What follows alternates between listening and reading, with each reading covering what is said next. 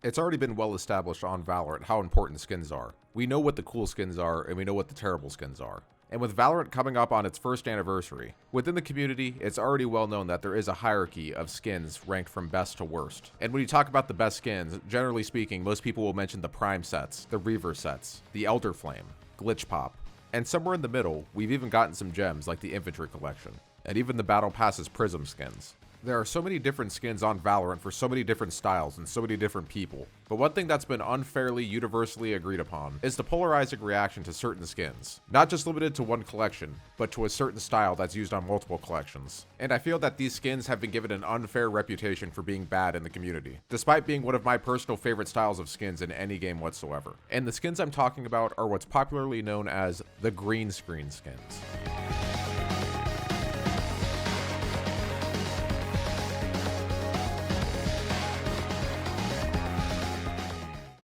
In this video, I'm going to talk about the production of these skins, and try to teach you about some of the work that went into having these skins be in the game. I'm going to talk about the animation and art style and where it originated from, and some of its references in pop culture.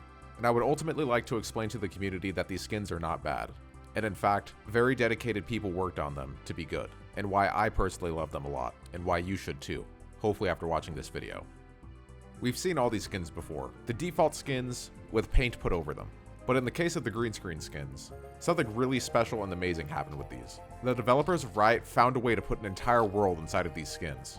The possibility of a cheaper default skin being something more than just a few textures was born, maybe simplistic in design. The textures on the green screen skins are static and moving, where we've grown to accept that the skins generally have painted on designs, and on the higher end are just retextured altogether with cool custom designs and moving mechanisms. The simplistic design of the green screen skins puts an image inside of the default guns that's as static as your movements. When you inspect the gun, you see the image move along with the gun, almost as if whatever's inside of it is a real universe in and of itself.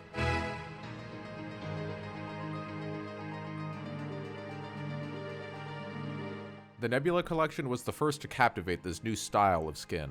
However, it wasn't always perfect, and creating the universe in these guns that we know now took some time to master. Take a look at this pre-production Nebula skin. This version of the Nebula skins is a stark contrast from what we now know, but it did start here nonetheless. And what's mostly interesting about this is that the Nebula skins were never supposed to exist, and neither were the Avalanche skins. And in fact, they're a direct byproduct of Riot experimenting to see if the properties that are used in Sage's orbs could be used to make better skins. But this wasn't enough. Riot needed to make skins that were more tunable for the artists that were working for them. And in this clip here, you're seeing the Prism skins being produced, which was simply by using a gradient effect.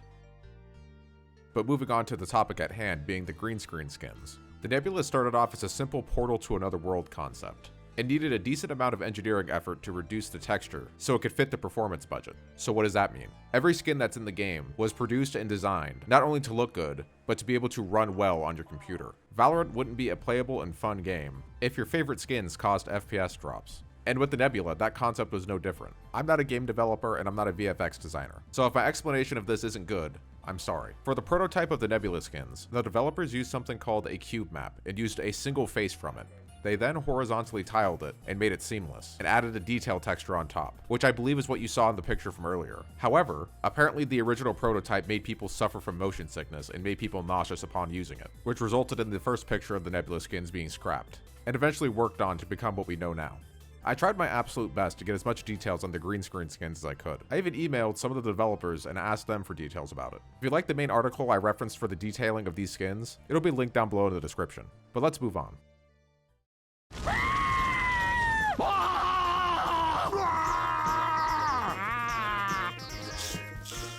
Chowder is a children's cartoon show that aired on Cartoon Network on November 2nd, 2007, and was highly praised for featuring brightly colored environments, stylishly matted and fixed background artwork, and humorously designed characters with unique personalities. In 2009, it even won an award for Outstanding Individual Achievement in Animation, and for good reason. But why does Chowder, a children's cartoon, matter on a game like Valorant? Because Chowder and Valorant both utilize the concept of simplicity not always being necessary in animation. In a game like Valorant, the green screen skins are supposed to be cheaper, they're not supposed to be the top of the line skins. And in a way, innovation isn't at all necessary. Riot could simply re-release the Rush skins, and many variants of it, but with the green screen skins they went beyond, a lot like how Chowder did. In children's cartoons, they're generally supposed to be more simple, bright, colorful, and happy, and Chowder was able to take that basic rubric and turn it into something special, something that was unique, and something that you could say, this is Chowder and not another cartoon. It's unmistakable, and took its own simplicity and made it something complex and beautiful. And this whole concept of simplicity not being necessary isn't to say that we shouldn't be utilizing the simplicity of things that we do. I believe that this clip best summarizes it. It's better to do something simple, which is real, and it doesn't have to be, it can still be satisfactory, but it's something you can build on because you know what you're doing. That's simple enough, but it's all within the absolute framework of what you're doing. Whereas if you try to approximate something which is very advanced and don't know what you're doing, then you can't build on it. That's the only point I'm making, really. Creativity choices with Chowder and Valorant isn't exactly why I wanted to make the comparison. The pattern that you see on Chowder's clothes when he moves is the big picture that I wanted to paint for you guys, and its animation style. It has a lot of nicknames: Chowder art style, the green screen skins, and it's unknown if Riot did this on purpose or if it's just sort of where their vision took them, but this style of animation that Chowder uses and that Valorant uses for the quote-unquote green screen skins is called unmoving plaid. This style of animation can be seen in lots of avenues of animation, in video games, in media. It's even been done in League of Legends. But to deeper explain unmoving plaid and the green screen effect, when a character is wearing clothes with a complex pattern, the pattern on the clothing will retain its orientation regardless of the position of the character. It creates this illusion that a pattern on somebody's clothes is green screened, like what we see with the green screen guns. And this is apparently a trope in all of animation. And it's a hard animation style to make look good. And this animation style, like I said, can be seen in a lot of things. The end portal in Minecraft, already said League of Legends, Brax the Shopkeeper in Dungeons of Dreadmore, the Taken in Destiny do it, Cosmic Mario from Super Mario Galaxy, Rocco's Modern Life. While the list does seem lengthy, it's not something that we see a lot, especially in video games. And it can be argued that it's making somewhat of a resurgence. I mean, Call of Duty has these kinds of skins, Valorant is releasing these skins left and right, and knowing what I know, being somebody in the Valorant community, it's really sad to see people hate on these skins as much as they do. I mean, between the development, the overall innovation, and the fact that they're so cool, there's a whole universe inside of them that a lot of complex work went into, I think these skins deserve a lot more respect than they get. And in fact, to move forward with this conversation, unplaid movement green screen skins might just be the next innovation. The coding and technology and the animations that are used in the making of these skins, that could lead to some even more insane skins. You could fantasize day in and day out about the direction that this could take moving forward, and not just skin animation, but just animation in general. Animators in droves can use this simplistic style, and they can build up from it.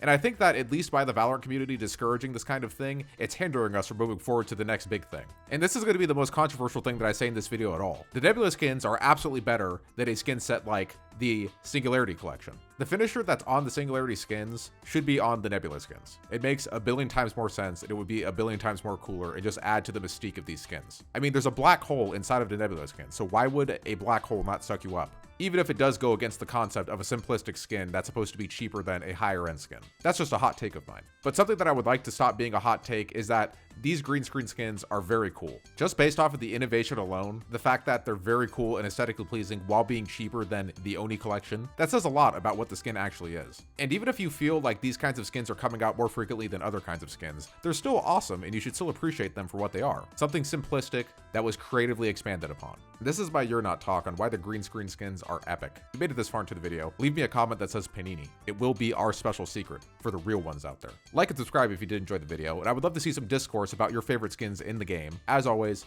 I'm Justin, and you're not. Like the video if you enjoyed, subscribe if you're new, and I'll see you in the next one.